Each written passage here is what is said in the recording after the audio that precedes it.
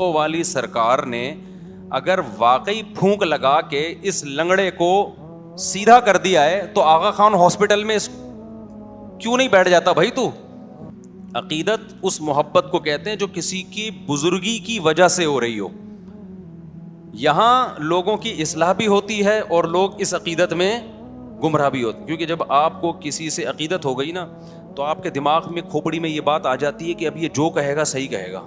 جیسے پھونکوں والی سرکار, لوگوں کو عقیدت ہو گئی نا, اب لوگ یہ نہیں دیکھ رہے کہ پھونکوں والی سرکار نے اگر واقعی پھونک لگا کے اس لنگڑے کو سیدھا کر دیا ہے تو آغا خان ہاسپٹل میں کیوں نہیں بیٹھ جاتا بھائی تو؟ کامن سینس کی بات ہے نا بھائی. اتنے معذور آ رہے ہیں بائکوں سے گرنے والے, آپ ایک سلنڈر میں پھونک بھر کے دے دیں, ہم اسی سلنڈر سے لوگوں کو اسپرے کرتے رہیں گے, ٹانگیں صحیح ہوتی رہیں گی. کیا خیال ہے بھائی؟ لیکن عقیدت انسان کو اندھا کر دیتی ہے. بس لوگوں نے فرض کر لیا پہنچی ہوئی سرکار ہے یہ, اب پہنچی ہوئی ہے تو جو مرضی جھوٹ بولتی رہے سرکار, بکواس کرتی رہے, الو بناتی رہے, لوگ نہیں پیچھے ہٹنے والے. وہ آیا تھا نا کہ کوئی عراقی آیا تھا کچھ دن پہلے, وہ پھونکو لگا لگا کے بڑے ہی اس کی تعریف ہے, جی پھونک لگاتا ہے تو یہ ہو جاتا ہے. میں نے کہا 2 نمبر آدمی ہے. کہہ رہے نہیں حضرت آپ کو کیا پتا. تو میں نے کہا بھائی کون سی کرامت کی قسم ہے؟ کرامت کا صدور کبھی کبھار کسی سے ہو جاتا ہے, وہ بھی بزرگ ہو. یہ تو آیا کرامت سینٹر کھولا ہوا ہے اس نے تو پورا, تو کرامت سینٹر کھول لیا اس نے بھائی پورا. تو اتنی کرامتیں تو قرآن میں اہل اللہ کی بیان نہیں ہوئی ہیں جی. ہر ایک کوئی ٹھیک کرتا جا رہا ہے اور جو مسئلہ ہو اس کا حل اس کے پاس موجود ہے. لیکن ہمارے بڑے بڑے لوگ متاثر تھے, اس کے بعد جب بھاگا ہے تو پتا چلا کہ یہ بھی ڈرامہ تھا. تو یہ عقیدت ہے انسان کو کیا کر دیتی ہے؟ اندھا. اللہ کرے بیوی کو شوہر سے عقیدت ہو جائے, کیا خیال ہے؟ یہ نہیں ہوتی, پتہ نہیں کیا مسئلہ ہے. محبت تو کرتی, عقیدت نہیں. عقیدت کا مطلب کہ بھائی بس محبت ہے, میرے بچوں کا باپ ہے, زیادہ بزرگ نہیں مانتی اس کو کہ جی عقیدت میں پاگل ہو جائے کہ میرے بہت میاں بہت اچھے بچے کیا ہیں. بھائی محبت ہے مجھے, میرے بچوں کا باپ ہے, گیس بجلی کا بل دے دیتا ہے, بہت اچھا آدمی ہے. محبت ہے اس وجہ سے, بیوہ نہیں ہونا چاہتی, طلاق بھی نہیں چاہتی. عقیدت نہیں ہوتی ہے. عقیدت کس سے ہوتی ہے؟ علماء سے, بزرگوں سے, مذہبی رہنماؤں سے. اب جس سے عقیدت ہو گئی وہ اگر ٹھیک ہے تو آپ اس سے عقیدت کی وجہ سے ٹھیک ہو جاؤ گے, اور جس سے عقیدت ہوئی ہے وہ اگر 2 نمبر ہے تو آپ اس سے عقیدت کی وجہ سے گمراہ ہو جاؤ گے.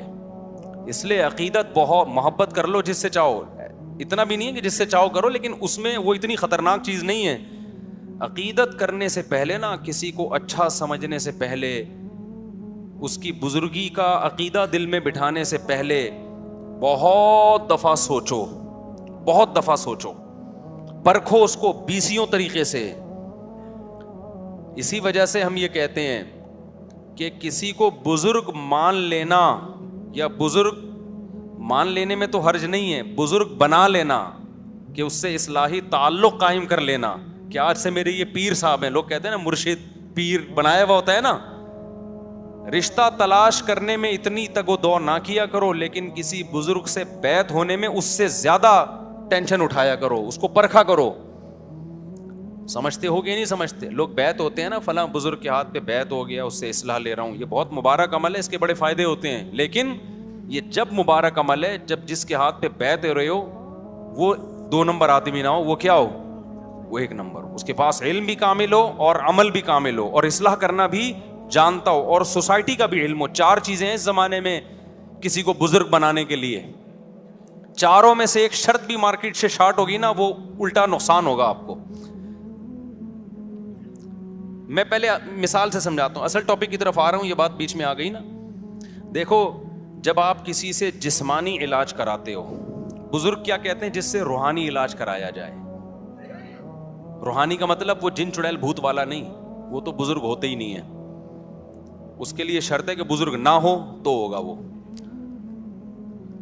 روحانی کا مطلب یہ ہے کہ دل سے دنیا کی محبت نکل جائے, نیک اعمال کا شوق پیدا ہو جائے, گناہوں سے نفرت ہو جائے.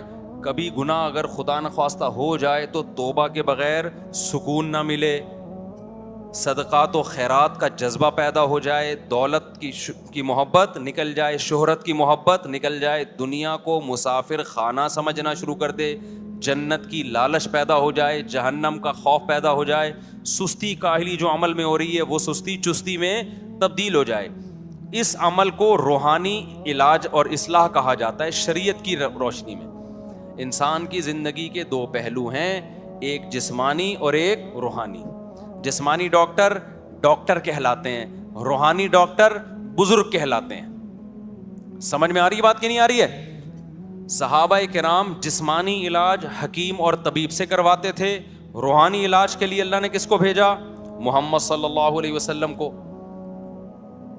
کیا مطلب؟ یزکیہم, نبی کا کام ہے ان کا تزکیہ کرنا, ان کو گناہوں سے پاک کرنا, توبہ کروانا, ان سے عقیدہ بھی پاک ہو جائے اور عمل بھی پاک ہو جائے. تو یہ روحانی. تو نبی کے بعد صحابہ روحانی معالج تھے, تابعین کے بعد تابعین تبع تابعین کے لیے. یہ سلسلہ سینہ بسینہ آج تک چلا آ رہا ہے. یہ جو 4 سلسلے ہیں نا, نقش بندی, قادری, سہراوردی اور چشتی, یہ چاروں سلسلے اسی کی کڑی ہیں ایک, کہ باقاعدہ پھر اہل اللہ نے, اللہ والوں نے اس کو باقاعدہ ایک مرتب کیا, اس کو ایک نظام بنایا. جیسے فقہ پہلے بکھرا ہوا تھا نا, فقی مسائل, لیکن اس بکھرے ہوئے کام کو فقہا نے سمیٹ کے 4 سلسلوں میں بند کر دیا. حنفی, مالکی, شافعی, حنبلی, چاروں برحق ہیں. تو ایسے ہی جو اصلاح امت کا کام تھا نا, جس کو تصوف نام دیا جاتا ہے, یہ روحانی علاج کہا جاتا ہے, یہ بھی بکھرا ہوا تھا. تو یہ 4 سلسلوں میں کیا ہو گیا؟ بند ہو گیا. چشتی, قادری, سہراوردی اور نقش بندی, اس میں بڑے بڑے بزرگ گزرے ہیں.